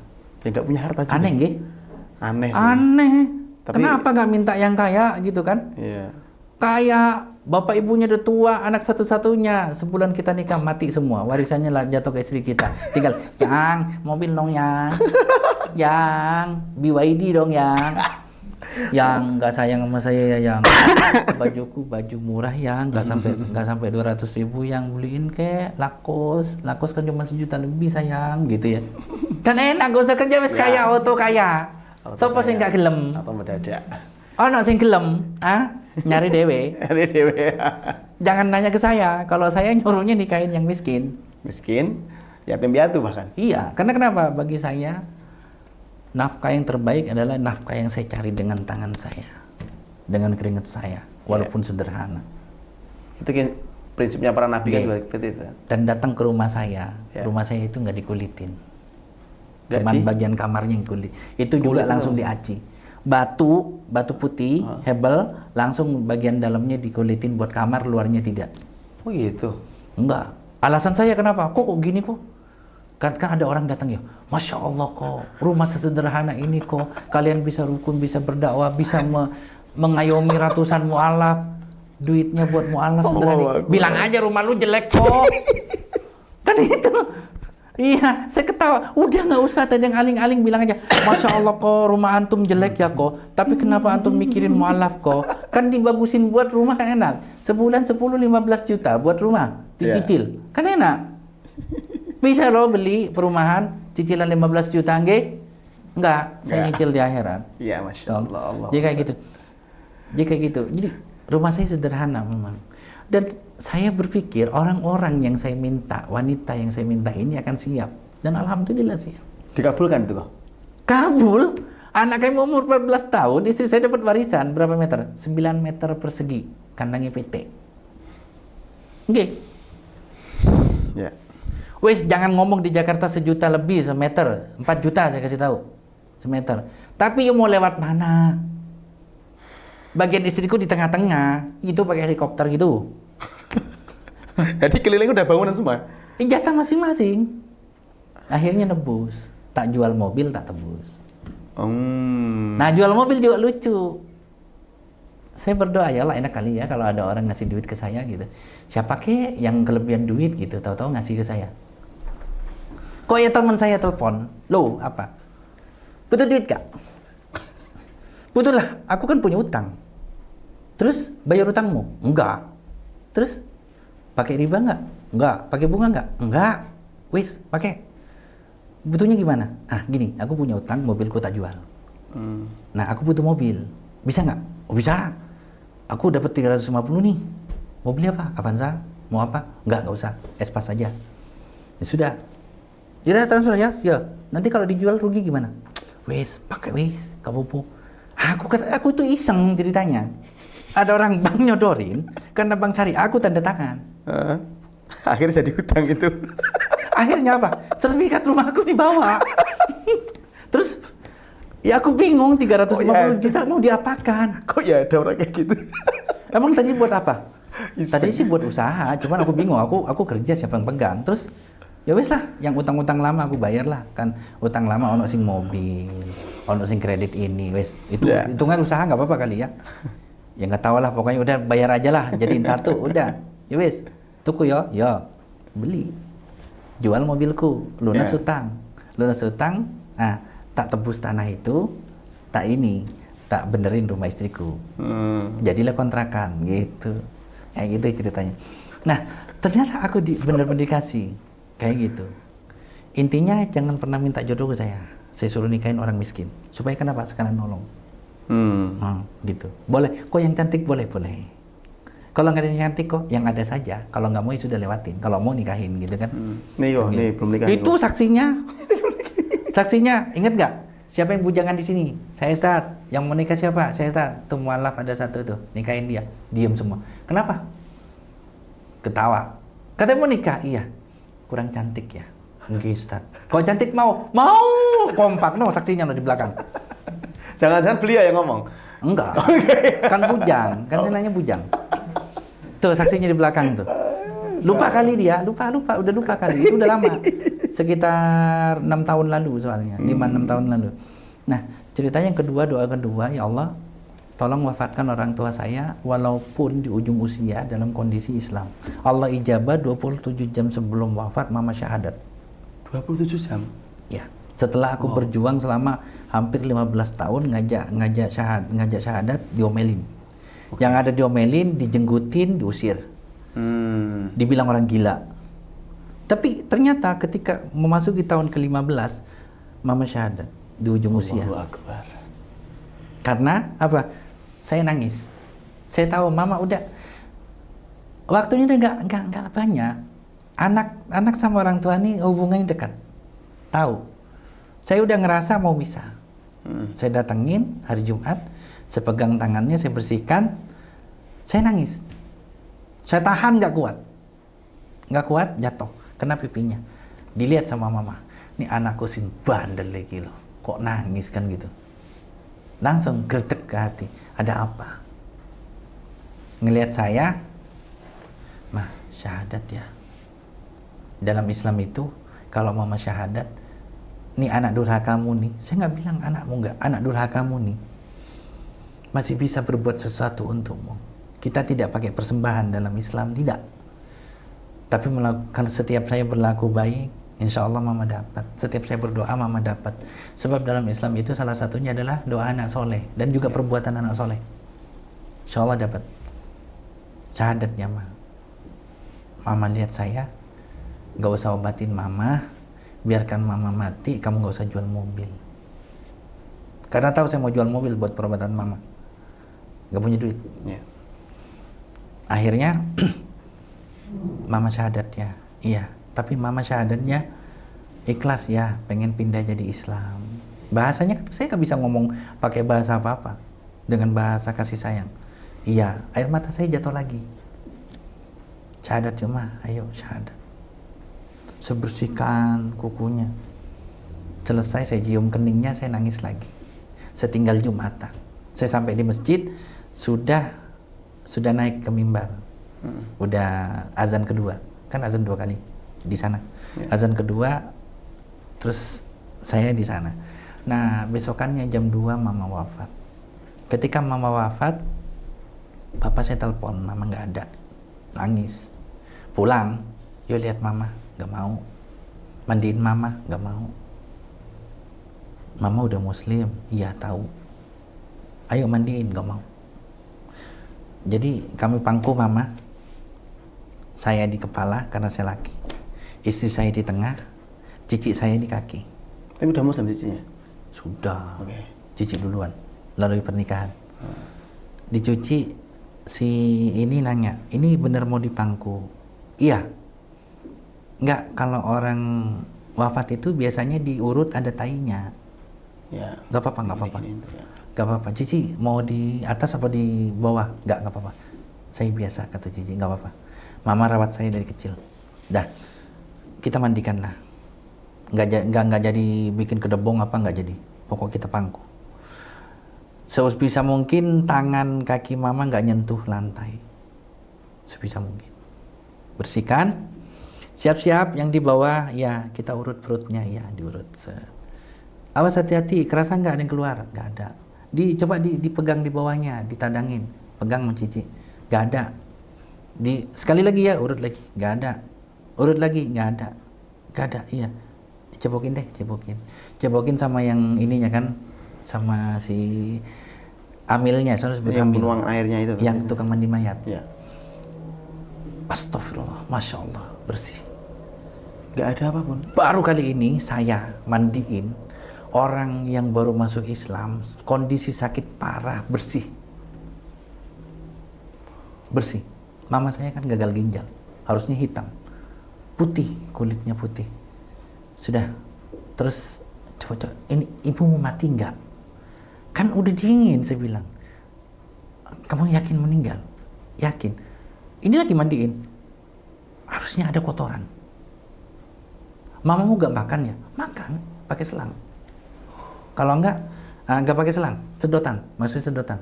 Makanan cair ya, ya. Tapi kan jadi, ini kalau orang mati, itu duburnya terbuka. Ya. Asal kita pencet keluar. Ya. Angin gak ada apa nggak ada. Periksa, takut mati. Oke, minta air, saya masukin ke hidungnya, saya agak tumbing ini, saya kasih, nggak keluar, nggak batuk, nggak keluar.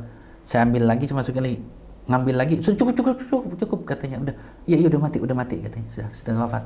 Ya sudah, kita rapikan semua, sudah kita wuduin ya, terus ayo angkat, dihanduki semua. Udah saya bilang jangan sampai kesentuh tanah. Jadi ada lapisan segala macam kita perlakukan. Terakhir saya bilang. Nah akhirnya diikatlah mama, saya ganti baju semua, termasuk air yang ini saya bersihkan ke belakang. Selesai itu, aduh ini mulutnya nggak kebuka nih kayaknya, kayak nazak nih tadi kebuka katanya. Terus gimana Bu? Kita ikat aja ya katanya. Tapi sebelum diikat, bismillah kita coba. Dibilang, Bu, ridho ya Bu, kita tutup. Menuju Allah, bismillah, tutup mulutnya, tertutup. Dengan mudah? Dengan sekali mudah. Wow. Ridho ya Bu, tutup. Tertutup mulutnya, dibedakin. Yang bedakin itu, enggak henti-hentinya. Masya Allah, bersih banget. Mamamu kayak orang tidur. Berulang-ulang kali dipegang. Masih yang antara yakin dengan tidak. Nah akhirnya selesai, papa saya ajak, Pak yuk lihat mama. Nangis, saya pegang tangannya, saya sentak. Mama udah mati, lihat enggak? Cinta enggak sih? Cinta. Ngikut sambil gini-gini. Lihat mama, mau ditutup itu pocongnya. Nangis. Terus nangis, mau disolatin ini. Yang nyolatin enggak ada, artinya udah ganti. Tadi yang perempuan sudah minggir, mau nyolatin di belakang, sekarang yang nyolatin laki-laki. Udah katanya, mau nyolatin sendiri nggak kok? Nggak sanggup sih. Nggak ada suara saya nanti. Ya sudah, lihat saya bilang, enggak. Papa cinta gak sih sama mama? Nangis kenceng. Cinta. Kata yang mau nyolatin, sudahlah, katanya kakek-kakek nangis berisik. Saya bilang, diam dulu. Ini bagian saya. Saya tanya, buktikan cintanya. Mengapa mama mati? Saya mau mati juga. Enggak. Mama masuk Islam. Dalam Islam, kita bisa bersama nanti di akhirat kalau kita sama-sama Muslim. Papa mau bareng mama? Mau. Buktikan cintanya. Gimana? Papa masuk Islam secara sadar, papa beralih ke Islam. Gak apa-apa. Gak masalah. Sekarang syahadat. Suara agak tinggi sambil nangis saya. Ramai. Ya ramai lah biasa. Kunci pintu semua. Saya minta istri saya kasih kode. Lagi ngajak papa syahadat, kunci semua pakai kode. Saya tunjuk pintu-pintu, kunci semua. Gak ada orang masuk.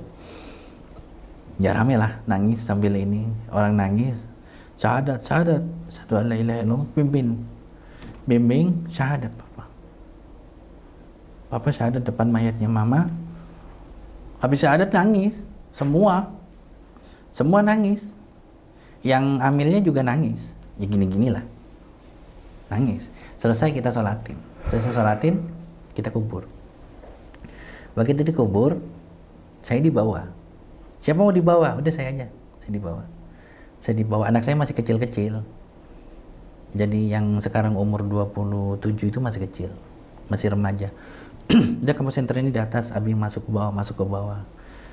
Kok udah buka pocongnya? Ya buka. Begitu saya buka pocongnya, kok miringin? Ya miringin. Namanya saya capek, sedih, kelewat, kejedok. Astagfirullah, kejedok. Kenapa? Kekencengan saya bilang. Saya balikin lagi kan, takut benjut, mau saya bersihin kan tanahnya. Saya lihat yang tadinya mulutnya diam tersenyum. Udah, saya tidurin, saya ganjel. Ya. Kepala ganjel, semua ganjel biasa. Masukin papan, kan ada ruangan tuh. Ya. Masukin papan, terus udah turunin tanah. Saya bilang, tikar mana? Udah nggak usah, langsung aja timbun. Biar badan saya jadi ini. Jangan kok kotor, nggak apa-apa. Terakhir kali saya bilang. Sudah ya, diambilin tikar, dilemparlah tuh tanah. Injek, saya nginjeknya pelan. Yang kenceng kok, biar nggak turun katanya. Sudah diinjak. Saya bilang saya nggak tega. Udah saya nginjek gini aja. Nginjek tuh, akhirnya turun lagi, orang lain bantuin. Selesai itu pulang ke rumah, ada temen yang bantuin ngangkat. Lagi kita ngopi nih. Saya bilang gini, mama sudah wafat ke saudara. Sudah saya kuburin secara Islam. Kalau ada yang mau nyelawat silahkan. Itu sebelum mama dikubur ya. Sebelum mama dikubur. Kalau misalnya ini mau kesini mau bawa ke rumah duka, jangan. Saya gali kubur cuma satu. Kalau ada yang memaksa mayat mama dibawa ke rumah duka, kasih tahu berapa orang, saya gali sebanyak itu. Golok saya tajam. Jangan macam-macam. Itu kan perebutan akidah. Ya. Jangan. Jadi malam itu saya dijagain sama teman-teman. Nah lagi jagain, kita duduk ngopi, saya udah mandi, udah apa. Kan mama dikubur jam 7 malam. Wafat jam 2, kubur jam 7 malam. Nunggu papa, nunggu apa kan. Yeah. Nunggu saudara juga, yang mau datang silahkan datang gitu. Tapi maghrib kita akan ngekubur gitu. Yeah. Nah ternyata nggak ada yang datang, takut. Rupanya takut sama golok rupanya. Antaman tadi ya? Iya, kondisi saya, mereka tahu. Saya kalau ngomong bener. Yeah. Kalau saya ngomong bener. Kalau nggak A plus A minus saya. Kalau bilang A saya. Apalagi kondisi begitu kan. Yeah. Nggak ada yang protes. Takut juga mau datang. Kayak gitu. Takut salah ngomong kan. Ya itu akhirnya ditungguin, teman saya ngomong gini. Sabar ya, iya. Pak D nggak mau pulang. Udah, kita sini dulu deh katanya. Ditungguin saya di situ. Terus begitu ini ngomong, mamamu udah mati ya? Iya, sudah pastiin, sudah Pak D.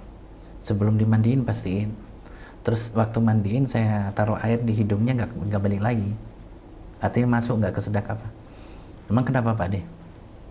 Kok kayak orang hidup ya katanya. Badannya nggak kaku. Terus anget katanya. Saya megang tikarnya tuh anget.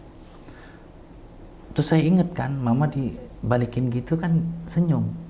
Saya bilang, Pak D jangan nakut-nakutin saya, masa saya gali lagi? Saya bilang, kenapa?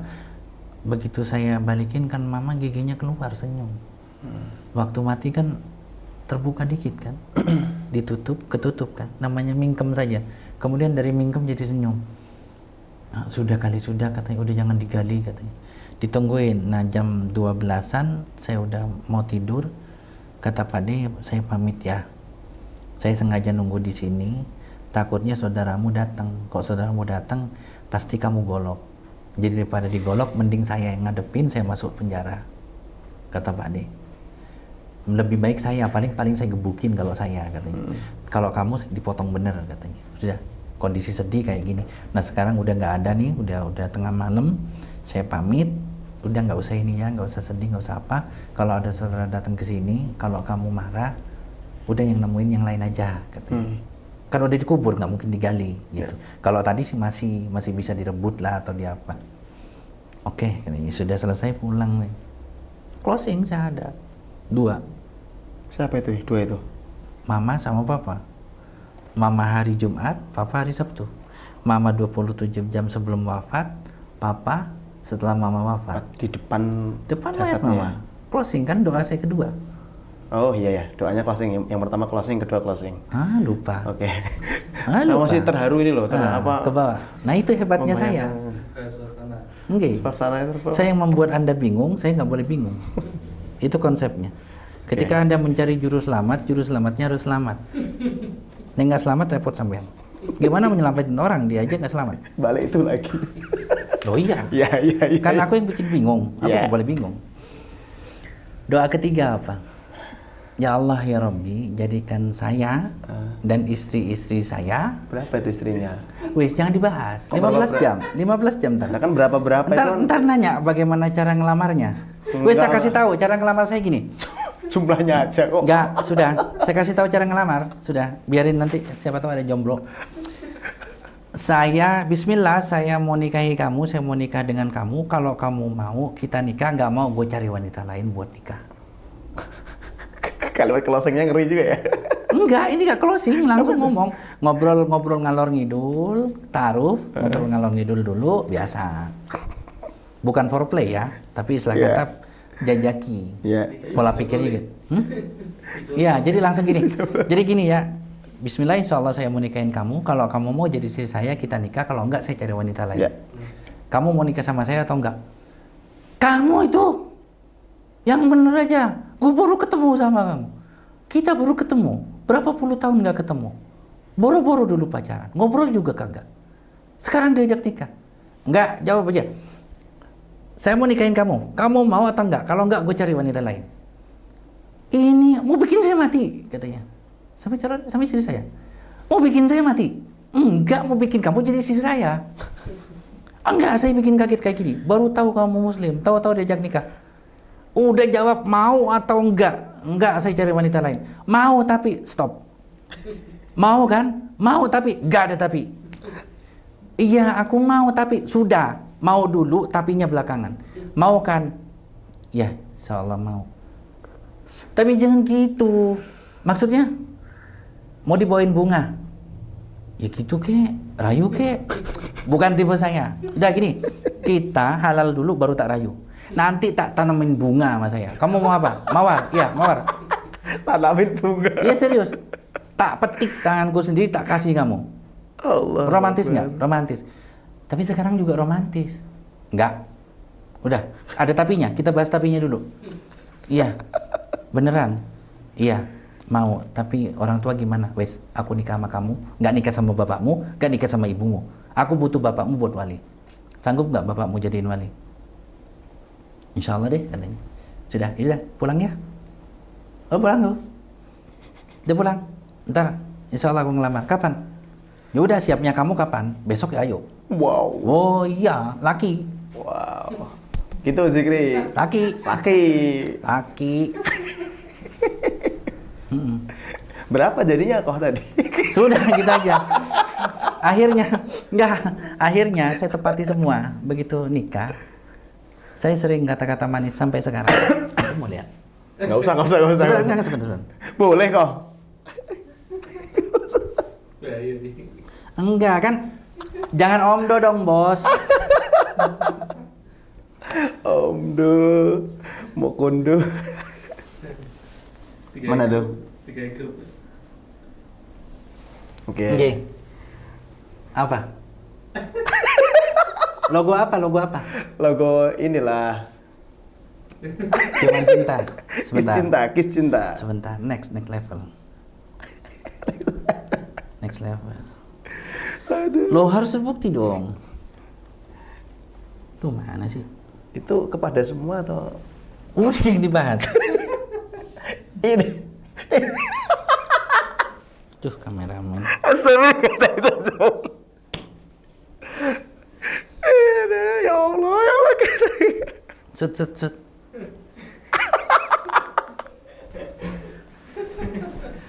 Ini apa sih? Setelah mau sedih loh. Kayak gini. Apa dibaca? Enggak dibaca. Jaga diri dan anak-anak. Iya siap bos. Iya siap bos. Saya. Ininya lo apa namanya? Itu deh apa? Emoji. Loh iya. Oke, kita percaya kok. Nggih. Nanti Mulai ceramah. Sebelum ceramah aja masih gitu. Sampai sekarang wis piro? Anak paling tua itu 27 tahun. Dan Putra kita- berapa putra? Putra mau 7. Mau 7. Yang laki ada 3, 1, 2, 3. Yang putri mau 4. Insya Allah bulan besok. Bulan besok lahiran? Kalau nggak akhir bulan ini, Bulan depan. awal bulan besok insya Allah. Alhamdulillah, insya Allah. Soalnya katanya udah turun. Udah kerasa kan kalau turun gitu. Kayak gitu. Sudah jangan dibahas. 17 jam. Ntar jadi bahasanya 17 jam. Jadi intinya gitu. Benar apa yang dikatakan ingat ya laki-laki itu dipegang dari ini. Mulutnya, Tidak. ya. Apa yang dikatakan tepati. Nah, ketika ditepati, benar-benar saya tanamin bunga mawar, kebetulan di Malang itu kan benar-benar berbunga. Ya. Ya, dan saya potong, saya taruh di gelas, yang terbaik saya simpan. Taruh air juga, dia datang, saya kasih. Kamu dulu minta apa yang? Minta bunga. Ya, itu yang di Malang. Nah, begitu kita di Malang, nah akhirnya saya bawa anak-anak dan istri dari Jakarta ke Malang. Dia yang dari Jakarta. Jangan berarti. ditanya. Udah di- Saya potongin bunga terbaik, yang lain juga saya potong, taruh gelas, saya datengin istri. Walaupun kamu yang tidak minta bunga, tapi di sini ada bunga. Berarti ada 2 ya? Hasil berarti. tanamanku, hasil rawatanku, spesial untukmu yang terbaik. Iya. Jangan tanya jumlah waktu itu, diam aja. Iya. Dah, diam. Nah, jadi intinya, aku kan ngomong, buru-buru amat sih mas, kayak pengantin baru, kenapa tamunya? Pengantin baru gitu, tuh tamu datang mulu, kapan pulang sih? Gitu. Makanya kalau pesta itu ya nikah dulu, seminggu baru pesta. Biar nggak begitu, baru nikah pagi, malam pesta, kasihan pengantinnya. Engkau kenapa sih nggak pada pergi juga segala gitu kan? Jangan di sini. Iya, nikah itu enaknya ngapa? Habis nikah kita makan bareng, minum kopi bareng. Wes jangan traveling. Alami sendiri nanti. Saya setuju dengan itu. Saya gitu soalnya. Oh nggih. Iya. Gimana traveling? Enggak traveling. Oh, kirain traveling. Kamu di rumah aja gitu. Nggih. Kalau ngundang saya nggak peduli ustadz, saya ledek pokoknya. Enggak apa-apa. Saya bukan ustadz juga kok. Jadi kayak gitu. Akhirnya semua kebagian lah. Oke. Jadi kalau saya itu sebisa mungkin ngasih senyaman mungkin sesuai kebutuhan gitu. Yes. Itu kan ya akhirnya yang ketiga itu ada salah satu doa, ya Allah jadikan saya dan istri-istri saya serta anak keturunan kami hingga yang terakhir, bukan sampai kiamat ya. Sebab yang kiamat nanti orang-orang kafir, orang-orang yang tidak mengenal Allah, dia yang akan mengalami kiamat. Yang merasakan ya. Kalau saya sampai yang terakhir. Dan maksud saya kalau bisa ada di antara orang yang diwafatkan dengan tiupan angin halus itu. Ya, di zaman itu. Oh iya, kita harus beriman. Imani dong. Iya, beriman dong. Harus imani. Yang dulu aja suruh imani, apalagi yang ini sekarang masuk akal gitu. Ya, betul. Ya, jadikan kami ujung tombak kebangkitan umat Islam yang membawa rahmat terhadap seluruh alam dan terutama terhadap generasi dan Indonesia ini. Generasi Indonesia dan Indonesia ini. Wow. Gue Cindo, gak munafik, gue cinta banget. Gila abis, gue cinta banget sama Indonesia. Saking cintanya sama Indonesia, gue gak bisa makan hamburger. Gak bisa makan burger. Gak. Makanan asli Indonesia apa kasih saya makan. Fast food saya nggak mau, junk food saya nggak mau, Coca-Cola saya nggak mau. Daripada Coca-Cola, wedang jahe, the Ya, best. ronde. Nah, ronde. Ronde.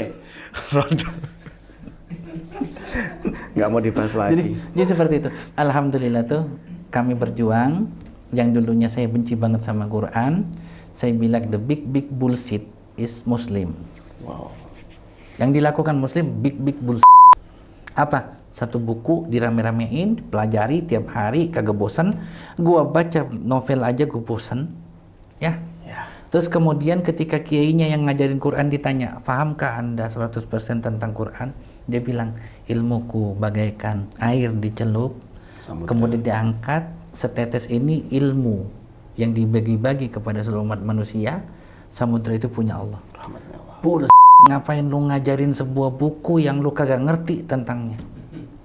Logika nggak? Ya. Oke, kalau Einstein bilang, Einstein, apakah kau mengerti berapa kecepatan cahaya? Apa kata Einstein? Kalau kau mau tanya tentang kecepatan cahaya, jangan tanya sama saya. Kalau engkau pengen tahu apa itu EMC kuadrat, duduklah aku ajarin kau. Beda dengan Muslim.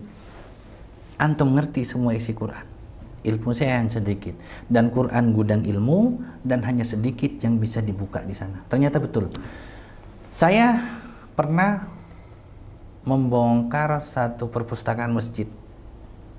Itu artinya dibuka ya, dibaca. Itu sekitar 3-5 lemari. 3-5 lemari.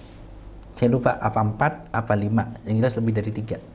Karena ada yang di bawah gitu kan, saya rapikan, saya baca. Saya temukan tafsir Buya Hamka tentang Ar-Rahman. Khalaqal marajal bahraini yaltaqiyan bainahuma barzakhul la yabghiyan. Mengeluarkan, menciptakan dua laut yang dia tidak menyatu. Dalam tafsirnya Buya Hamka tidak disebutkan itu ada di mana. Wes gak percaya, lihat. Yang asli ya, maksudnya yang bukan revisi. Itu nggak disebutkan, nggak ada catatan kaki. Artinya apa? Ketika Buya Hamka nulis itu, belum tahu di mana itu terjadi. Ternyata sekarang kita sudah tahu ada di mana. Silakan googling ada di mana. Dua laut yang terpisah. Yang air tawar sama air laut itu ya? G. Itu kan tidak disebutkan tawar atau enggak. Ya. Di Dua tafsirnya air Buya ya, Hamka itu dua. Ya. Dua air, dua lautan. Disebutkan di situ, tapi tidak disebutkan di mana tempatnya. Silakan cari tafsir Buya Hamka. Tapi yang bukunya Mas udah lusuh ya. Kalau yang baru mungkin terbitan baru mungkin sudah disebutkan. ada catatan kaki. Catatan Ya, kaki. betul. Seperti itu. Itu ternyata benar. Dulu saya pikir big bullshit. Oke. Mau pinter baca Quran. Mondok pelajarin Quran. Buku kuning yang jelek tuh menurut saya jelek. Oh, Bible gua bagus dong. Ya. Wih, tipis nggak tembus. Kertasnya bagus. Ya. Dia kertasnya kuning, ya. Udah gitu apa katanya? Ini penjelasan dari Quran. WTF. Qurannya segitu, penjelasannya berlemari-lemari. Ya. Apa ini? Bullshit nih. Serius? Saya baru ngerti WTF tadi. Ngerti nggak? Iya, ngerti. Ngerti nggak? Ngerti. Kekasaran ya. Kekasaran. Kan ceritanya saya sedang ada di sana Ya, waktu itu. Kalau sekarang kan enggak. Itu. Kalau sekarang kafir dong saya bilang WTF. Waktu itu saya berpikir, Iya. ini apa ini gitu. Buku satu dipelajari di mana-mana, kemudian pengembangan dari buku ini berlemari-lemari. Bahkan orang itu bikin buku udah hebat, dibilang apa? Sumbernya hanya berapa ayat dari buku ini, artinya dari Al-Quran. Apa-apaan nih? Big bullshit kayak gini. Saya nggak ngerti. Ternyata begitu saya sudah menjadi Muslim, salah satunya buktinya itu tadi, tafsir Buya Hamka. Dan ternyata ketika kita berpikir tentang surat Al-Imran ayat 191 tentang apa?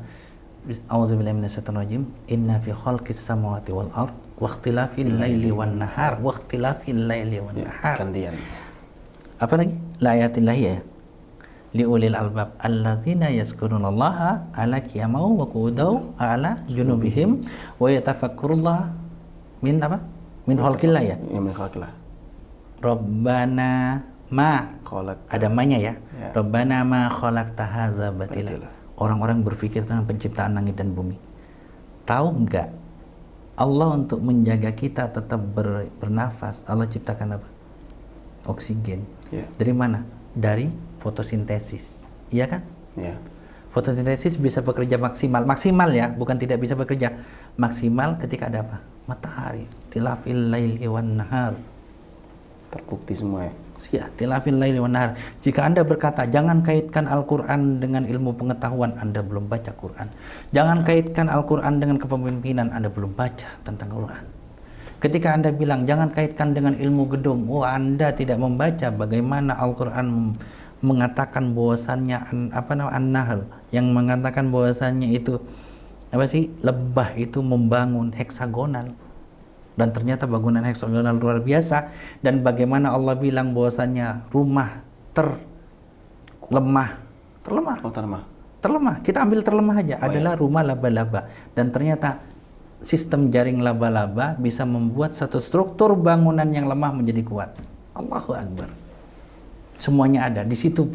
Kemudian saya takluk sama Allah, ya Allah, lupakan saya terhadap agama yang lain dan fahamkan saya terhadap agamamu sehingga aku bisa melihat bagaikan aku melihat corak ikan koi yang sedang berenang di kolam yang jernih dan dangkal.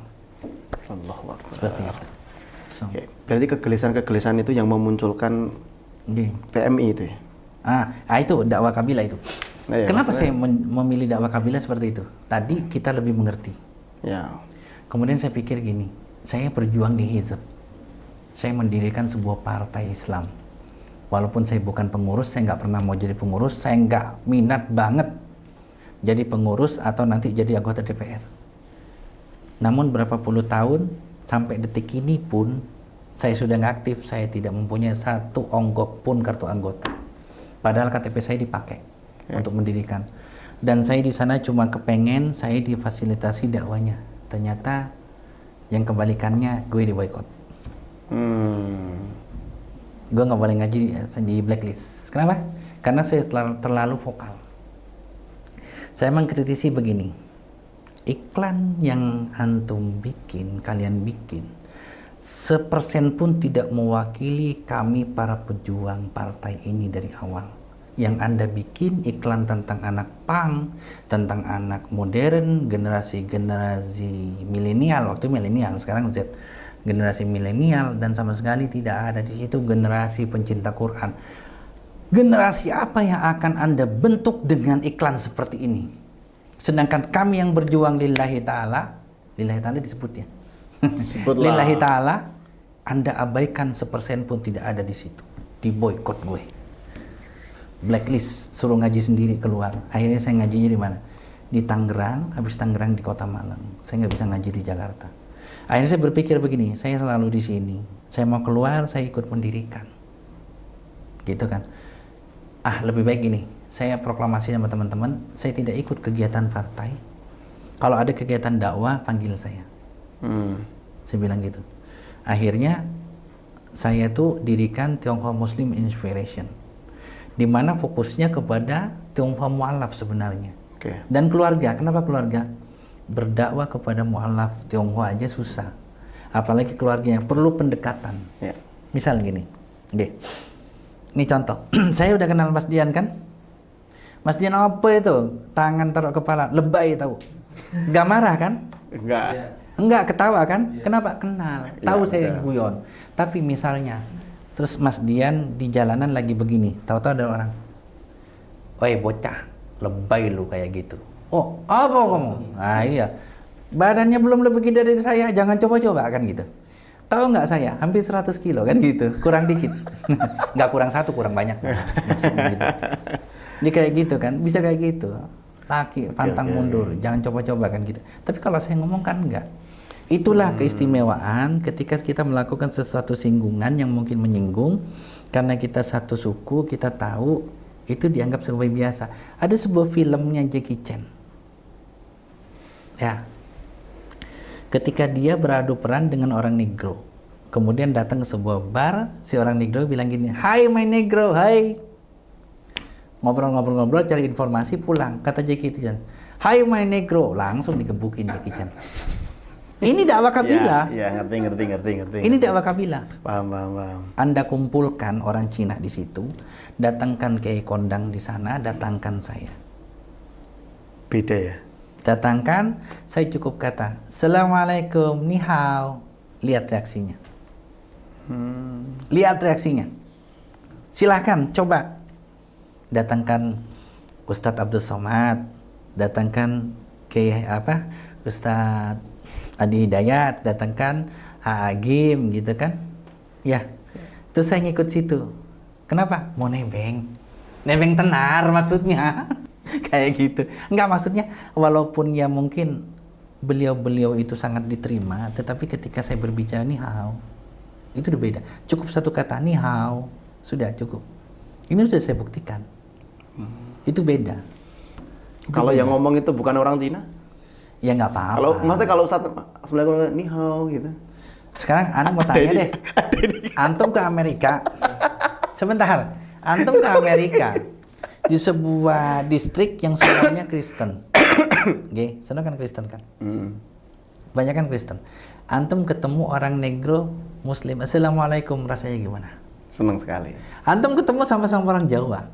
Cak, piye kabare wong Jawa nggih. Oh, ngapain sih? Aku yo apa namanya nyambut gawe di gini gitu kan. Oh iya, Dedi omahe gitu. Telepon-teleponan yo. Beda kan? Ya. Tadi ketemu dengan negro, misalnya dengan orang-orang kulit Yang hitam, berbeda walaupun sama Muslim ya. Alhamdulillah ya akhi, barakallahu fikum. Min aina anta? Anta min Afrika. Oh, ana min Indonesia. Ana suku Jawi. Ana ala Jawi gitu. Oh, ana Afrika gitu kan. Oh, ya sudah gitu. Masalama ilaliko gitu kan. Kan gitu kan ya? Ya, ngerti. Ya, mungkin kalau nggak perlu di ini ya. Nggak perlu. Pintar-pintar semua di sini. Iya. Pintar semua. Oke. Jadi memang dari situ tadi awalnya Ko ya. Dari beda. mulai Saya tidak maju kan, tidak Ya. maju di situ kan. Yang ada saya malah mundur-mundur terus. Ternyata komunitas-komunitas lain itu manggil saya, Oke. manggil saya, kok yuk ceramah yuk, kok kayaknya unik nih gitu. Ya sudah, saya dari nggak bisa ceramah sampai bisa ceramah gitu kan. Ya alhamdulillah di situ saya berpikir gini, jika engkau tidak bisa lurus untuk menaiki gunung, mencapai cita-citamu, mungkin kau perlu berputar mengelilingi gunung itu atau bukit itu. Walaupun kau menempuh jarak yang berputar berliku-liku, engkau akan sampai ke atas dengan selamat daripada engkau memaksa dari bawah lurus tegak ke atas. Nah, seperti itu. Masya Allah, luar biasa. Kurang lebih. Apa lagi mau ditanya? Ya udah lah, ini udah Pokok jangan tanya jumlah aja. Hah? udah berapa menit ini durasinya? Sejam lebih kayaknya. Kameramen sampai gak bilang 5 menit lagi. Nggak ada. Tuh kan, saya bahas tentang itu tadi, tidur kan? Nah, begitu bahas yang lain bangun kan? Nah, iya. Sebab boring, sudah ngerti mas tentang Abu Dzar Al-Ghifari, wis paham sopoiku. Tapi kalau tentang angka, melek. Iya, Kan iya, gitu. 100 kurang 1. Ya. Ini mungkin terakhir kali ya. Jangan terakhir. Udah berapa menit? Sesi ini. Maksudnya sesi ini. Sesi ini. Oh, mau lanjut lagi kali ya. Berkenan. Kita akan mendobrak peradaban. Wes. Kita akan bentuk generasi muda Indonesia yang berimtak. Seperti yang bilangin oleh Bapak B.J. Habibie, Presiden kita. Yeah. Kebanggaan kita. Ya, Insya Allah. Jadi kedepannya kita tetap akan bekerja sama. Dan jangan pernah kita putus kerjasama. Sebab kenapa? Salah satu nantinya buat jawaban kita kepada Allah, apa yang telah engkau lakukan di dunia ini? Saya bisa jawab, aku datang ke FKM, aku podcast di sana, kemudian ada kerjasama yang kita lakukan membentuk peradaban di Indonesia, membangun generasi Muslim Indonesia, generasi mudanya, dan membangun negara ini agar kenapa? Berimtak kepada engkau ya Allah, insyaallah. Amin ya Allah. Oke, untuk sesi inilah pertanyaan. Ini pertanyaan terakhir tadi, closing statement udah. Oh sudah? Closing? Oh enggak, beda. Kalau closing beda. Oh beda lagi. Closing Ya udah, beda. sekarang closing statement lah. Sebagai gini, bentar kok. Sebagai seorang jadi memposisikan sebagai seorang seorang muslim mu'allaf Tionghoa. Oke. Memberikan sudut pandang untuk kita semuanya. Berarti 2 closing dong. Satu aja kali. Itu harus closing harus dari yang pembicara. Lah ya dari jenengan maksudnya. Iya, maksudnya harus dari ide sendiri. Ya terserah. Iya, jadi itu kan permintaan tadi. Iya. Sebagai Tionghoa Muslim Indonesia ya, seorang Cindo Muslim, gini. Mungkin ketika saya bilang tadi tentang dakwah kabilah, mungkin membutuhkan orang yang paham atau mungkin satu suku. Bukan berarti asobia atau fanatik kesukuan, tetapi apa? Lebih mempercepat masuknya suku dakwah itu. Paham ya. Ya, itu. Nah, itu dari saya. Jadi jangan pernah anggap kami ini asobia. Sebab kenapa? Di perjalanan siswa kami ternyata banyak dari suku Jawi. Cinanya dikit. Tapi nggak apa-apa. Nggak apa-apa. Memang kami spesialisasi Chinese Muslim dan mu'alaf. Kayak gitu. Nah, kalau closing dari saya begini. Tidak semua dari kita bisa berdakwah. Oke? Setuju? Setuju. Setuju? Oke. dan tidak semua dari tukang dakwah itu mampu membiayai dakwanya. Setuju? Setuju. Dan tidak semua yang mampu biayai dakwahnya kemudian bisa berdakwah itu mampu melakukan sendiri. Setuju? Setuju. Maka dari itu, ketika Anda tidak bisa berdakwah, Anda tidak bisa terjun. Kalau bisa terjun, terjun. Berdakwah bareng kami. Di dakwah kabilah, di berdakwah masjid, FKM misalnya. Di dakwah tajwid, gitu kan, tahfiz dan segala macam. Maka terjun saja. Tapi kalau Anda nggak bisa terjun, minimal gini. Jika ada 1 juta orang mendukung dakwah kami, baik di TMI maupun di FKM, karena istri saya juga ketua Hijrah Akhwat Malang, satu komunitas yang memang fokus di akhwat gitu, di wanita. Nah, kalau anda tidak bisa gabung di kami, minimal ada 1 juta yang mendukung kami dengan keuangan.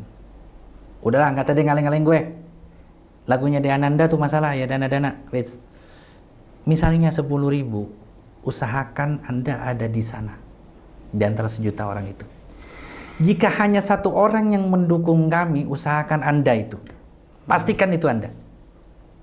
Kayak gitu. Jadi jangan pernah kita berpangku tangan. Kenapa? Tahu nggak kawan-kawan? Program saya Safari Dakwah ke depan, ya, sampai bulan Desember, Januari kita akan evaluasi. Kalau sempat, kalau nggak sempat berarti lanjut. Lanjut terus. Ya. Nggak apa-apa. Itu saya ongkos dewe, mangan dewe, mulai dewe. Dan ketika kita datang ke sebuah daerah yang di situ kemudian tidak mempunyai masjid, muslimnya minoritas, dan itu ada di tanah Jawa, dekat dari Solo sini, itu kita masih ngasih santunan juga kan, berbagi dengan mu'alaf. Itu kami mengeluarkan uang juga.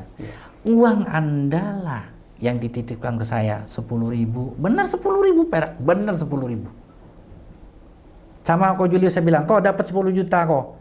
Benar iya, cuman pemain bola kok gitu. Kenapa? 0-nya 3 dibawa buat main bola, 1 buat tendangan, 2 buat serep. Ketawa kok Julius. 10.000 bener. Allahu Akbar. Ikut dia. Uang Anda 10.000, 100.000, 500.000, menyampaikan kami ke sana. Tanpa Anda, bayangin, dari bulan Juni sampai Desember nanti 7 bulan. Berapa yang harus kami keluarkan? Dengan adanya Anda, kami tinggal nambahin dikit, terlaksana. Ingat, jadilah bagian dari dakwah apapun itu.